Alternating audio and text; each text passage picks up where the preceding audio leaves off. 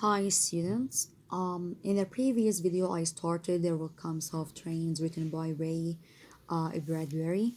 It tells the story of a house that has survived a blast or an explosion in the year 2026.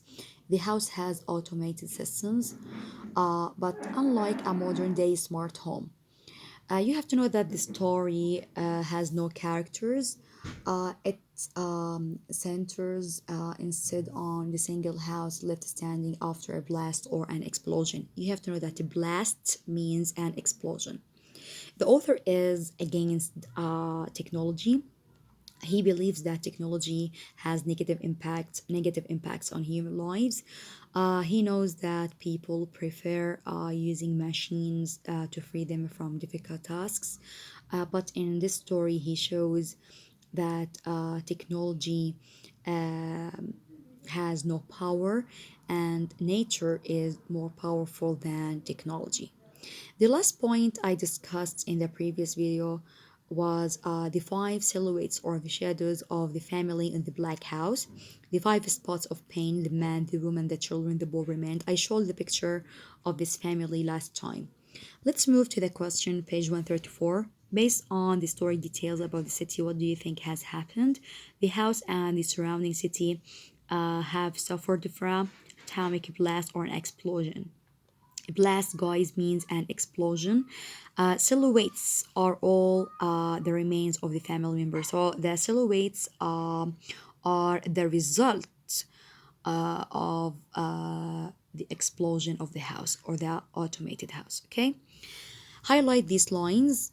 These lines show that the house had shut up the windows and the doors because the house had paranoia or fear. Okay. Let's move to other character appeared here, the dog. Now, a dog whined shivering on the front porch.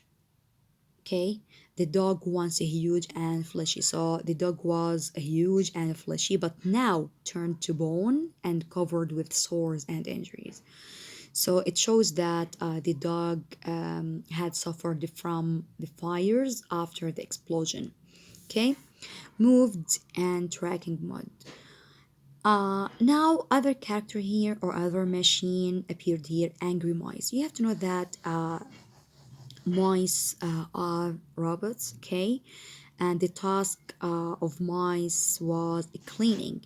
So mice, okay, tried to pick up mud, okay, left by the dog. Okay, now I want you to write this note, symbols. You know that symbols means or you have to ask yourself what these words stand for.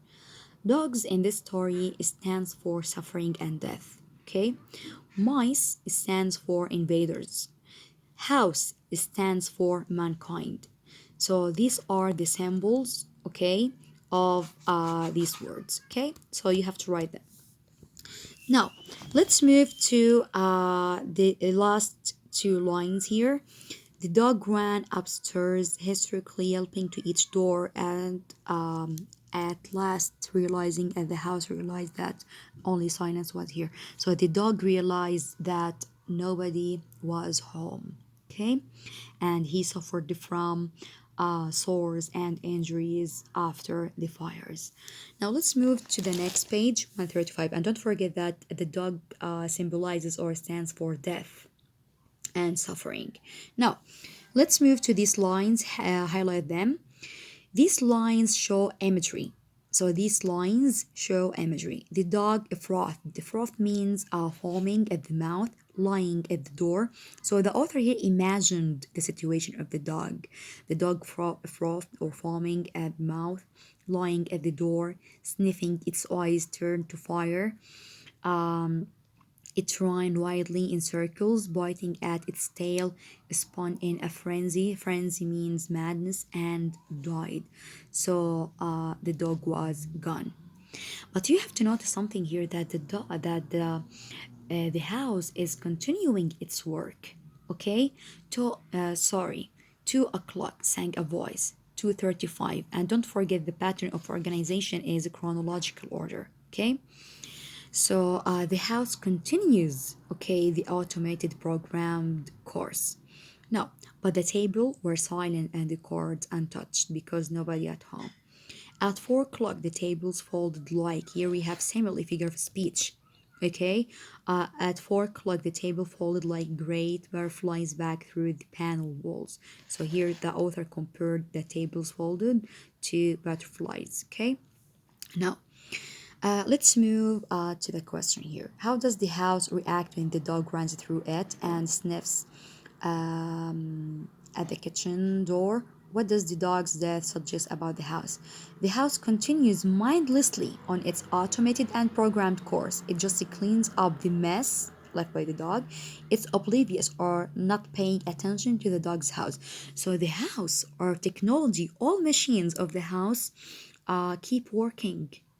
Okay, the house does not pay attention to the dog and to its suffering. Now, I want you to write this note. You know that a protagonist and antagonist. Okay, protagonist means in literature the main character, okay, the hero of the story. Antagonist is the enemy or unfriend. Okay, the protagonist or the main character is the house. The characteristics or the features of the house: neat, organized, and changing. Okay? Even nobody at home, it keeps working. Antagonist nature, fire of the explosion. Okay? The characteristics of the fire or nature, clever and unpredictable. So focus on these points. So the protagonist how, the antagonist fire. So you have to know that the author here shows the conflict or the struggle of the story between the house and nature because he wants, okay, to prove that nature, okay, and fire, nature or fire is more powerful than technology. Okay, let's move to the next page. Okay, now guys, focus here on the highlighted lines. 5 o'clock, the bath filled with the clear hot water. Then dinner dishes manipulated or handled like magic tricks. Here we have simile. Now you have to know that these lines show another figure of speech, irony. And you know that irony means when you expect something to happen, but the opposite happens. It's clear that you expect someone to take bath and someone will take nap. 9 o'clock, the beds warmed their hidden circuits for night were cool. Were cool here. A voice spoke from the study ceiling. Okay, Mrs. Macklin, which poem would you like this evening? So here we have irony because you expect someone to respond or someone to answer the voice from the study ceiling. The house was silent. So here we have irony. Okay. The voice said at last, since you expressed no preference, no answer, I shall select a poem at random. So the study ceiling of the room selected this poem because no one answered it. Okay, let's move to the question here. Think about the setting of this story. What do you learn about the society from the house's many automated features?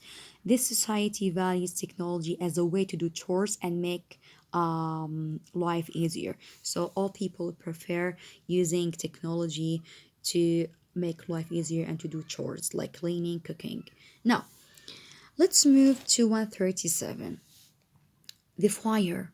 You have to know that fire is the antagonist, is the enemy of the house. Burnt on the stone hearth. Hearth means fireplace, fireplace, and the cigar fell away. So these are the changes of the house after the fire, and fire is the antagonist. And you have to write this note that fires were a symbol of the power of nature. So dog stands for death, mice stand for invaders, house stands for mankind, fire stands for the power of nature. Okay?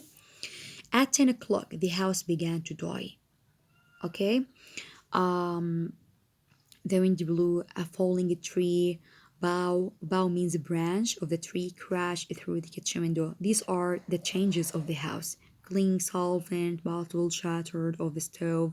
The room was ablaze. Ablaze means burned in instant. Fire, screamed a voice. Okay. You have to know that in the previous page, اللي هي page 136, guys, the study ceiling selected a poem. You can read the poem alone, but you have to know the theme or the message of the poem. Now, if you move to a question on page 137, what do you think is the theme or main message of the poem? Life will go on even if we die. Machines still keep functioning. Victory of nature over machines. So these are the messages of the poem and the story itself. So when I ask you in the test, what's this message or the theme of the story, you have to say, life will go on, okay, even if we die, machines still keep functioning. Victory of nature over machines. You know that fires, okay, won at the end. Now